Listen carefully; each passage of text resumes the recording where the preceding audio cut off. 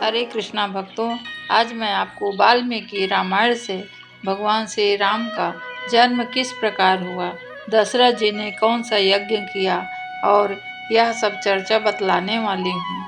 तथा देवताओं के द्वारा चिंता करना कि रावण पृथ्वी पर घोर अन्याय तथा ऋषि मुनि को बहुत सता रहा है, इसका कोई उपाय निकालिए। यह सोचकर ब्रह्मा जी अपने मन को शांत करके विचार करके जो उत्तर दे रहे हैं वह सब मैं आपके सामने प्रस्तुत कर रही हूँ। बालकांड यह कोई साधारण किताब अथवा कोई ऐसा पुस्तक नहीं है कि मैं इसको पढ़ते जाऊं और आप सुनते जाइए। ना ही मुझे इसे बोलने का कोई लाभ मिलेगा, ना ही आपको इसे सुनने का कोई लाभ मिलेगा, क्योंकि जब तक हम अपने मन से किसी चीज़ को नहीं सुनते हैं, नहीं बैठाते हैं, उसका हमें कोई लाभ नहीं मिलता है। यदि हमारे सामने भगवान श्री राम जी की फ़ोटो रख दिया जाए, उसमें 3 टाइम दिया लगाकर मैं उनकी पूजा भी करती हूँ, तब भी से मैं उनकी यदि जो भी उनका बाल लीला है मन में नहीं सोचूंगी तो मेरे उसका करने से पूजा कोई फायदा नहीं है। इस प्रकार हृदय से आप श्री राम जी को अंतरात्मा से सोचिए कि एक बच्चा किस प्रकार कोई पैदा होता है तो किस प्रकार उसकी कलाएं हैं और श्री भगवान पैदा हो रहे हैं, तो उस भाव से सुनिएगा तो ज़रूर इसमें मज़ा आने वाला है आपको। आइए बिना विलंब किए कथा को आगे बढ़ाते हैं। रावण के बारे में भगवान ब्रह्मा सोच रहे थे कि किस प्रकार उसका वध किया जाए और विचार कर ही रहे थे कि अकस्मात समान भगवान विष्णु अपने चतुर्भुज रूप में पीला वस्त्र धारण करके देवताओं के समीप शंख, गदा एवं कमल के पुष्प को धारण किए हुए आग्रह करने पर देवताओं के अत्यंत श्रद्धा से भगवान की आराधना की एवं उनसे आग्रह किया कि हे ब्रह्मांड के स्वामी, कृपया आप हमारी रक्षा हेतु रावण के वध से कोई उद्देश्य महाराज दशरथ के 4 पुत्रों के रूप में विस्तार करके अवतरित होइए। भगवान विष्णु ने कहा, विश्वास रखिए, आप सब भयभीत ना होइए, कोई आवश्यकता नहीं है, मैं शीघ्र ही तुम्हारे शत्रु एवं राक्षस राजा को पराजित करूंगा तथा अनेक प्रकार का कष्ट हरने के लिए इस पृथ्वी पर 11,000 वर्षों तक शासन करूंगा। ऐसा कहकर भगवान विष्णु वहां से अंतर्ध्यान हो गए। देवतागण आश्चर्यचकित रह गए। इस बीच महाराज दशरथ की यज्ञ अग्नि से असाधारण व्यक्ति एक प्रकट होता है, गहरे वर्ण वाला है और जिसके शरीर लक्षण शुभ सोतक व्यक्तित्व असीम शक्तिशाली प्रतीत होता था। उसने दिव्य आभूषण धारण किया था एवं उनके हाथ में खीर से भरा एक विशाल स्वर्ण का पात्र था और दिव्य पुरुष ने महाराज दशरथ से कहा, मैं भगवान विष्णु का दूत हूँ। हाथ जोड़े हुए राजा ने उत्तर दिया, हे विष्णुदूत, कृपया मुझे बताइए कि मैं आपकी क्या सेवा कर सकता हूँ। तब भगवान दशरथ से विष्णु के दूत ने कहा, खीर का यह पात्र आपके द्वारा संपन्न किए गए यज्ञ का फल है। इसे अपनी तीनों पत्नियों को विस्तार से विभाजित करके दे दीजिएगा। उनके द्वारा आपको 4 पुत्र प्राप्त होंगे जो कि सदैव आपकी प्रसिद्धि को स्थायी रखेंगे। महाराज दशरथ ने प्रसन्नतापूर्वक उस पात्र को ग्रहण किया तथा विष्णु दूत की परिक्रमा की। जब भगवान विष्णु के दूत अंतर्ध्यान हो गए तब महाराज दशरथ ने शीघ्र ही वो खीर की अपनी कटोरा को पत्नियों को दे दिया तथा प्रसन्न चित्त से पुत्र की इच्छा से खीर को बांटना शुरू किए। महाराज दशरथ ने कौशल्या को खीर का आधा भाग दिया तथा सुमित्रा को 1/4 एवं कैकेयी को भी 8वां भाग दिया। तत्पश्चात कुछ सोचकर उन्होंने शेष 8वां भाग सुमित्रा को दिया तीनों पत्नियां अत्यंत प्रसन्न हुईं, क्योंकि उन्हें विश्वास था कि अब वो शीघ्र माता बनने का सुख प्राप्त करने वाली हैं। तीनों रानियां उत्साहपूर्वक अपने अपने हिस्से की खीर और उसके पश्चात उन्होंने अपने गर्भ में दिव्य वंश की उपस्थिति का अनुभव किया। अपनी पत्नियों के गर्भवती होने से जैसी ही उन्हें सूचना प्राप्त हुई, महाराज दशरथ इसी बीच भगवान ब्रह्मा ने देवताओं को आदेश दिया, भगवान विष्णु के होने वाले अवतार की सहायता हेतु आप सभी स्वयं के अंश स्वरूप को उत्पन्न करें। वानर स्वरूप में आपके द्वारा उत्पन्न संतान अप्सराओं और मादा वानरों तथा मादा यक्षों, नागों, विद्याधरों एवं अन्य दिव्य जीवों को सरसज्ञ से इच्छा अनुसार कोई भी रूप धारण करने की सामर्थ्य एवं चमत्कारी शक्तियों से संपन्न होनी चाहिए। साथ ही उन्होंने कहा, कुशाग्र बुद्धि वाले, शास्त्र विद्या में निपुण, भगवान विष्णु के समान पराक्रम वाले एवं आकाशीय काया वाले होने चाहिए। भगवान ब्रह्मा की आज्ञा पाकर इंद्र ने बलि, सूर्य के सुग्रीव, बृहस्पति ने तारा, कुबेर ने गंधमाद, विश्वकर्मा ने नल, वरुण ने सुरेण तथा वायु ने हनुमान को जन्म दिया। इन मुख्य वानरों के अतिरिक्त सहस्त्रों अन्य वानरों ने भगवान विष्णु के कार्य में सहायता करने के लिए जन्म लिया। वे सभी पर्वतों के समान विशाल थे एवं रावण के युद्ध करने के लिए व्याकुल थे। जिन देवताओं ने उन्हें उत्पन्न किया, इन वानरों ने भी उनसे समान गर्भाधारण के तुरंत बाद जन्म लिया। वे सभी इतने शक्तिशाली थे कि अपनी शक्ति से सागर में भी उथल पुथल मचा सकते थे। इस प्रकार निर्मित जीव की 3 श्रेणियां थीं, भालू, बानर और वे जिनकी गाय के समान लंबी पूंछ थी। चूंकि इन भालुओं एवं बानरों की संख्या 1 करोड़ से भी अधिक होगी, अतः वे पूरी पृथ्वी में फैल गए, वनों में घूमते एवं उपलब्ध फल फूल खा लेते। पुत्रेष्ट यज्ञ पूर्ण होने के पश्चात देवतागण, जो स्वयं भेंट स्वीकार करने के लिए उपस्थित थे, एवं पुरोहित त्रयशृंग तथा शांता अपने अपने निवास पर लौट गए। 12 माह के बाद गर्भ के पश्चात चैत्र मास के शुक्ल पक्ष में 9वीं के दिन कौशल्या ने एक बालक को जन्म दिया। इस दिव्य शिशु के नेत्र एवं आधर लाल थे, भुजाएं लंबी थी तथा वह सभी मंगल चिन्हों से अलंकृत थे।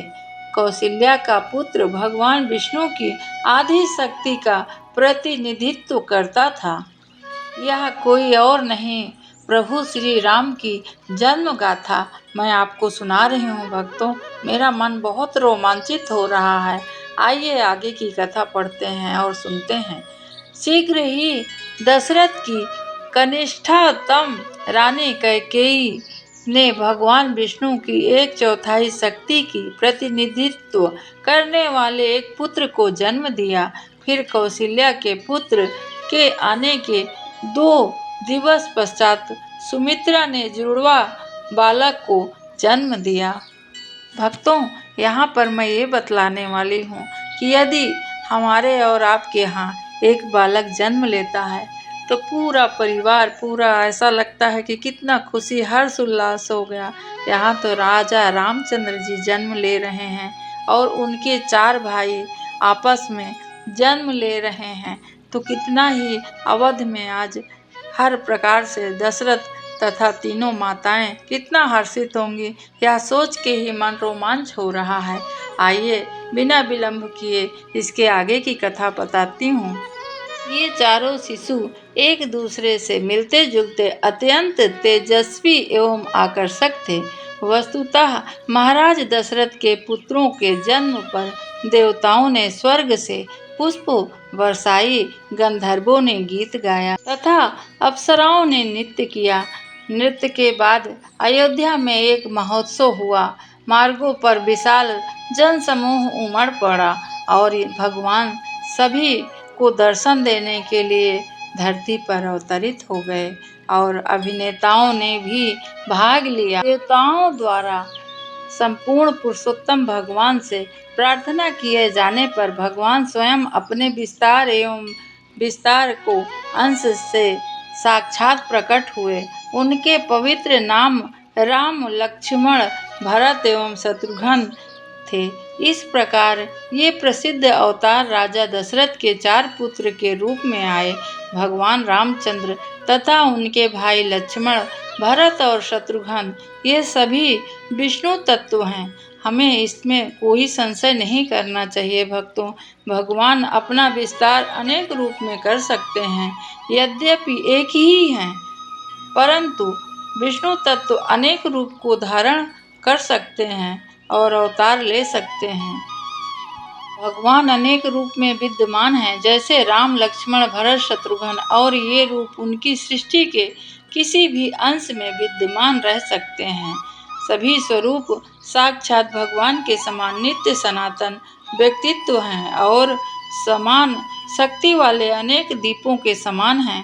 भगवान रामचंद्र, लक्ष्मण, भरत और शत्रुघ्न विष्णु तत्व हैं, अतः समान रूप से शक्तिशाली भी हैं। इस प्रकार दशरथ की प्रार्थना के फलस्वरूप महाराज दशरथ के 4 पुत्र के रूप में भगवान स्वयं प्रकट हुए। कौशल्या के बालक के जन्म से 13 दिवस पश्चात महाराज दशरथ के कुल पुरोहित वशिष्ठ मुनि वहां नामकरण संस्कार के लिए आए और भाग्यवान ऋषि ने कौशल्या के पुत्र का नाम राम तथा कैकेयी के पुत्र का नाम भरत तथा सुमित्रा के दोनों जुड़वा पुत्रों का नाम लक्ष्मण और शत्रुघ्न रखा।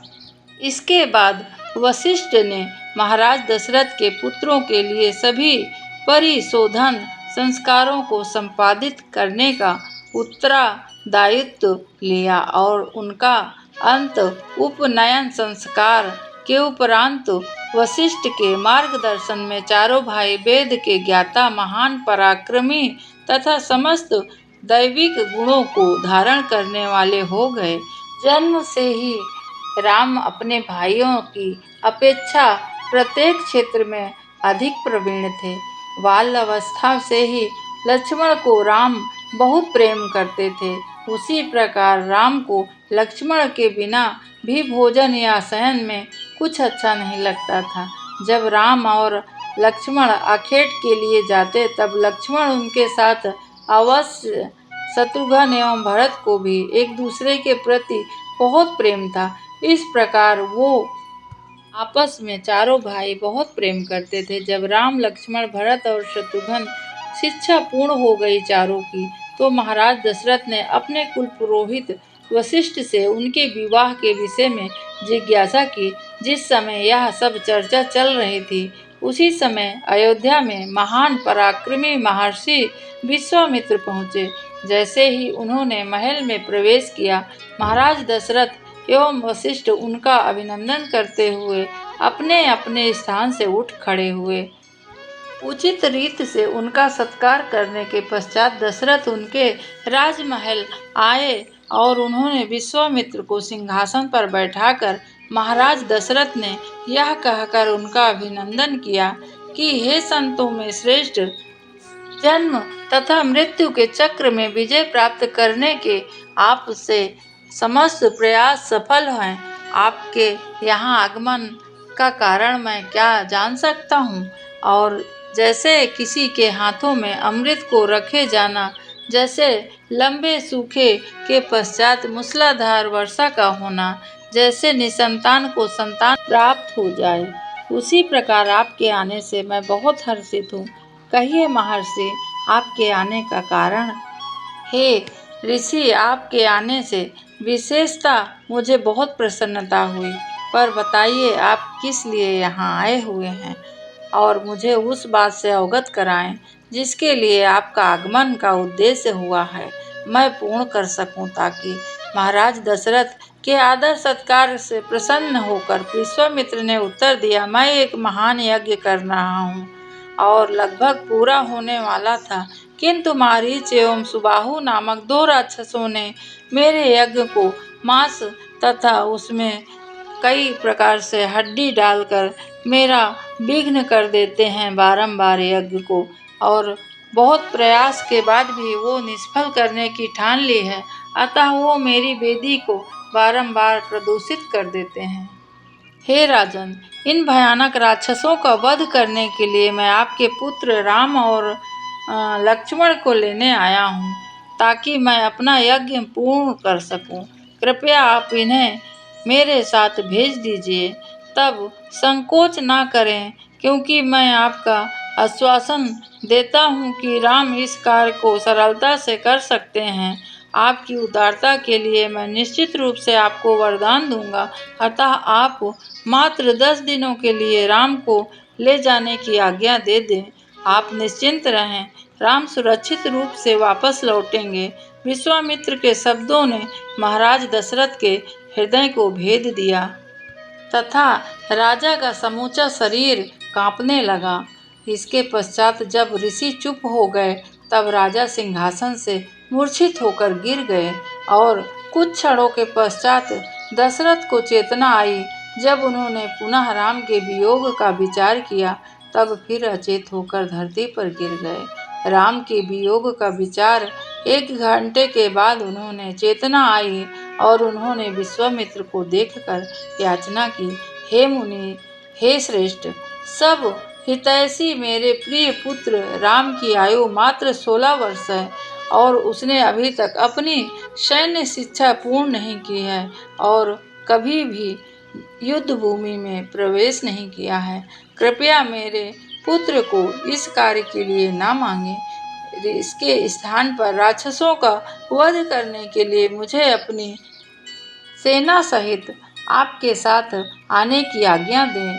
तथापि यदि आप राम का जाना आवश्यक है, तो मुझे एवं मेरी सेना को भी उसके साथ युद्ध करने की आज्ञा दें। मेरे आदरणीय विश्वामित्र, मैं वृद्ध हूँ, मैं राम के बिना जीवित रहने में असक्षम हूँ। कृपा करके मुझे बताएं कि वे 2 राक्षस कौन हैं तथा उनके पराक्रम की सीमा क्या है। विश्वामित्र ने उत्तर दिया, राक्षसों के राजा का नाम रावण है और अब वह पूरे विश्व को सता रहा है। जब वह किसी यज्ञ में विघ्न उत्पन्न करने स्वयं नहीं आता है, तब वह मारीच और सुबाहु को विघ्न उत्पन्न करने के लिए नियुक्त करता है। रावण का नाम सुनते ही महाराज दशरथ अत्यंत निराश हो गए। उन्होंने कहा, रावण के साथ युद्ध करने योग्य तो कोई भी नहीं है। मेरे अथवा मेरे पुत्र के लिए ये दोनों राक्षस भी अति भयंकर हैं। मैं ऐसी आज्ञा नहीं दे सकता और मैं अपने पुत्र को आपके संग जाने की आज्ञा देने के विचार को भी सहन नहीं कर सकता हूँ। हे ऋषि, दुख से विचलित महाराज दशरथ विश्वामित्र से आग्रह को नकारते हुए वाणी बोलने लगे और ऋषि विश्वामित्र अति अपमानित हुए एवं क्रोध में आकर बोले, अरे मूर्ख राजा, तुम्हारी यह धृष्टता तुम्हारे वंश के विनाश का कारण बन जाएगी। तुमने मेरी बात मानने की प्रतिज्ञा की है और अब अपने वचन से मुंह मोड़ रहे हो। एक ब्राह्मण के प्रति ऐसा व्यवहार रघुवंश में इसके पहले कभी किसी ने नहीं किया है और घृणित स्थान से मैं तुरंत प्रस्थान करूंगा। विश्वामित्र के इस प्रकार अकस्मात क्रोध होने से धरती हिलने लगी, यहाँ तक कि स्वर्ग के देवगण भयभीत हो गए। स्थिति गंभीरता को देखते हुए वशिष्ठ शीघ्र महाराज दशरथ के पास जाकर बोले, हे राजन, धर्मपरायणता को त्याग कर अपने पूर्व संचित पुण्यों को नाश ना करें। अपने दृढ़ प्रतिज्ञा की है। राजा, अब आप विश्वामित्र के साथ राम को जाने की आज्ञा स्वीकार कर लेना चाहिए आपको। आगे ऋषि कहते हैं, मुझे नहीं लगता कि आपको किसी कारण से भयभीत होना चाहिए। पहले जब विश्वामित्र राजा थे, उन्होंने भगवान शिव से वे दिव्य शस्त्र प्राप्त किए थे जो दक्ष की पुत्री जया एवं सुप्रभा द्वारा उत्पन्न किए गए थे। विश्वामित्र निश्चय ही यंत्र एवं राक्षसों का संहार की शक्ति राम को प्रदान करेंगे और मारीच एवं सुबाहु का विश्वामित्र स्वयं सरलता से वध कर सकते थे, किंतु वो राम की सहायता इसलिए करना चाहते हैं ताकि आपके पुत्र का गौरव दुनिया में, संसार में फैले। राजा दशरथ अपने गुरु के शब्द सुनकर महाराज का भय कम हुआ। उन्होंने अपने मन को संतुलित होने का समय दिया। इस प्रकार शांत हो जाने पर महाराज दशरथ विश्वामित्र के प्रस्ताव को सहमत किए अपने मन में, और महाराज दशरथ ने श्री राम जी को राजसभा में बुलाया। दोनों भाई सदैव एक साथ रहते थे, अतः श्री लक्ष्मण भी अपने पिता के समक्ष उपस्थित हो गए और महाराज दशरथ ने अपने दोनों पुत्रों के सिर को स्नेहवश स्पर्श किया। तत्पश्चात दोनों भाइयों को प्रस्थान करने की आज्ञा दी। अपने अपने धनुष लिए श्री राम एवं लक्ष्मण विश्वामित्र के पीछे चल पड़े। जब दोनों भाइयों ने महल से प्रस्थान किया, तब उनके ऊपर आकाश से पुष्प की वर्षा होने लगी। भक्तों, यहाँ पर मैं आपको बतला दूं कि मोह कितना भी आप महाराज दशरथ जैसे व्यक्ति को मोह व्याप्त कर रहा है, तो हम साधारण व्यक्ति हैं। हमें अपने पुत्र से, पुत्री से और अपनी जमीन से, अपने घर से मोह कैसे उत्पन्न नहीं होगा। यह सब भगवान की माया है जो हमें जकड़ रखी है। हमें हमेशा भगवान का नाम लेकर ही यहाँ से हम पार पा सकते हैं, वरना कोई ऐसा रास्ता नहीं है भक्तों कि हम यहाँ से निकल पाएँ, मोह से छूट पाएँ। जब भगवान श्री राम जी का मोह दशरथ जी को इतना था, तो हम लोग तो साधारण मनुष्य हैं। इसके आगे की कथा मैं आपको बता दूं। राम, लक्ष्मण तथा विश्वामित्र सरयू नदी के तट पर 12 मील तक की दूरी तय करने के बाद रुक कर बोले, विश्वामित्र, मेरे प्रिय राम, शुद्धिकरण के लिए जल का आचमन करो। मैं तुम्हें बल तथा अति बल नामक 2 मंत्र सिखाऊंगा। इन मंत्रों को सीखने के पश्चात तुम वृद्धावस्था एवं थकान के प्रभाव से मुक्त हो जाओगे तथा अतुलनीय बुद्धि और शक्ति प्राप्त करोगे। यद्यपि मुझे ज्ञात है कि गुण तुम्हारे में पहले से ही विद्यमान हैं, तथापि तुम्हारे लाभ हेतु मैं ये 2 मंत्र तुम्हें सिखाना चाहता हूँ। मंत्र ग्रहण करने के पश्चात भगवान राम सहस्त्रों सूर्य के तेज के समान हो उठे और तीनों ने सरयू के गंगा नदी के तट पर प्रसन्नता पूर्वक रात्रि व्यतीत की। वहाँ स्थित ऋषियों के आश्रम को देखकर राम ने अपने विषय में जिज्ञासा की। तब विश्वामित्र ने उत्तर दिया, यही वह स्थान है जहाँ भगवान शिव ने कामदेव को उस समय भस्म कर दिया जब उन्होंने शिव की समाधि भंग करने का प्रयास किया था। अगले दिन प्रातःकाल विश्वामित्र एवं दोनों भाइयों ने गंगा नदी पार करते हुए राम ने किसी जल प्रपात का उच्च स्वर सुना, परंतु वहां उस स्वर के सुनाई देने का कोई कारण नहीं दिखाई दिया। विश्वामित्र से इसका कारण पूछने पर उन्होंने बताया, एक बार ब्रह्मा ने अपने मन से यहाँ एक जल प्रपात का निर्माण किया था। जल का यह स्रोत मानसरोवर के नाम से जाना गया है। सरयू नदी इसी सरोवर से निकली है और जो स्वर तुम्हें सुनाई दे रहा है वह मानसरोवर से उतरकर गंगा में मिलने वाला जल का स्वर है। हे राम, तुम्हें इस पवित्र स्थान की वंदना करनी चाहिए और इसे प्रणाम करना चाहिए। गंगा के दक्षिणी तट पर पहुंचकर राम ने एक घना निर्जन वन देखा और पूछा, यह निर्जन वन देखने वाले के हृदय में भय उत्पन्न करता है, कृपया मुझे इसका कारण बताइए गुरु। तब गुरु विश्वामित्र कहने लगे कि जब इंद्र ने वस्त्रासुर नामक दुष्ट राक्षस की हत्या की थी, तब उस पापमय प्रतिक्रिया का फलस्वरूप वे अपना तेज खो बैठे। इंद्र को उनकी समान अवस्था में लाने हेतु देवताओं ने वेदों में मंत्र की शक्ति से युक्त गंगा जल से उन्हें स्नान कराया और स्नान करवाने के पश्चात उस अशुद्ध जल को देवताओं ने इस स्थान पर गिरा दिया। चूंकि इस धरती ने उसकी पापमय प्रतिक्रियाओं को स्वीकार किया था, अतः इंद्र ने यह वरदान दिया कि भविष्य में यह वैष्णवशाली देश होगा। इस प्रकार यहाँ मलद और करुष नामक 2 राज्य की स्थापना हुई। तत्पश्चात टाइक नाम की एक दुष्ट राक्षसीन यहाँ आई और प्रजा को सताने लगी। यह राक्षसीन शुद्ध की पत्नी है और मारीच इसका पुत्र है, जिसका वध करने के लिए मैं तुम्हें यहाँ लेकर आया हूँ।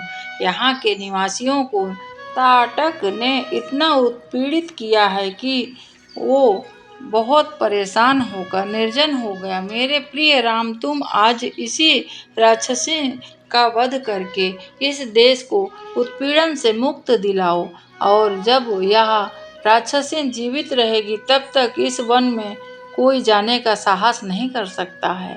भगवान श्री राम ने पूछा, हे ऋषि, यदि उचित हो तो कृपया हमें समझाएं कि यह राक्षसी इतने शक्तिशाली कैसे बनी। विश्वामित्र ने बताया, एक बार सुकेतु नामक एक शक्तिशाली यक्ष ने अपनी कठोर तपस्या के फलस्वरूप भगवान ब्रह्मा को प्रसन्न कर लिया। निसंतान होने के कारण सुकेतु ने अपने पुत्र प्राप्ति की इच्छा प्रकट की, किंतु इससे स्थान पर ब्रह्मा ने उसे एक पुत्री दे दी, शक्तिशाली का वरदान दिया और इस सुंदर कन्या का नाम ताटक पड़ा। और युवा होने के बाद जंब के पुत्र सुंद से उसका विवाह हुआ। तत्पश्चात अगस्त ऋषि ने सुंद को मृत्यु का श्राप दे दिया। प्रतिकार करने का प्रयास ताटस एवं उसका पुत्र मारीच ऋषि की हत्या करने का विचार से उसके पास पहुँचे, किंतु अगस्त ने उन्हें माता एवं पुत्र को नरभक्षी राक्षस बन जाने का श्राप दिया। इस प्रकार सुंदर ताटस एवं भयंकर राक्षसनी बन गई। चूंकि अगस्त ऋषि के इस क्षेत्र में ध्यान किया करती थे एवं ताटक यहाँ विघ्न उत्पन्न करती थी। विश्वामित्र ने आगे बताया, मेरे प्रिय राम, ऐसा जानो कि ताटक पूर्णतः दुष्ट है, अतः स्त्री हत्या के संकोच को छोड़ दो। याद करो कि इंद्र ने विरोचना की पुत्री का कैसे वध किया था, जब उसने पृथ्वी को नष्ट करने की इच्छा की थी। उसी प्रकार भगवान विष्णु ने तब भृगु मुनि की पत्नी का वध कर दिया था, जब उसने इंद्र की हत्या करनी चाही। अतः अपनी व्यग्रता को त्याग मेरी आज्ञा का पालन करने के लिए स्वयं को तैयार कर लो। यह आज्ञा पाकर श्री राम ने अपना धनुष ताना। उसकी भयंकर ध्वनि से चारों दिशाएं प्रतिध्वनित हो उठी। उसे सुनकर सभी जीव ने भयभीत हो गए और भगवान राम के धनुष की ध्वनि ताटक ने सुनी तब अत्यंत आश्चर्य हुआ, साथ ही साथ वह अत्यंत क्रोधित भी हुई। वह उन्मत्त होकर इस भयंकर ध्वनि के सुनकर उसकी ओर तीव्र गति से बढ़ने लगी। जब श्री राम ने उसे आते देखा तब उन्होंने कहा, हे लक्ष्मण, जरा इस विस्मत और महाकाय राक्षसनी को देखो। यह इतनी भयंकर है कि पवित्र हृदय वाले इसे देखते ही अचेत हो जाएंगे। तथापि चूंकि यह स्त्री है, मैं इसका वध नहीं करूंगा। मैं इसके हाथ पैर, नाक और कान काट कर छोड़ दूंगा, जिससे यह अहानिहार हो जाएगी। इस प्रकार अंग भंग हो जाने पर यह और अपराध करने के योग्य नहीं रह पाएगी। आगे बढ़ते हुए ताटक ने धूल की आंधी उड़ाई, जिससे कुछ क्षण के लिए श्री राम और लक्ष्मण जी देख पाने में असमर्थ हो गए। तब अपनी मायावी शक्ति के साथ ताटक ने पत्थरों की वर्षा आरंभ कर दी। अपनी वर्षा स्थिति में आकर श्री राम ने सारे पत्थरों को नष्ट करके शीघ्र ही ताटक की भुजाएं काट दी।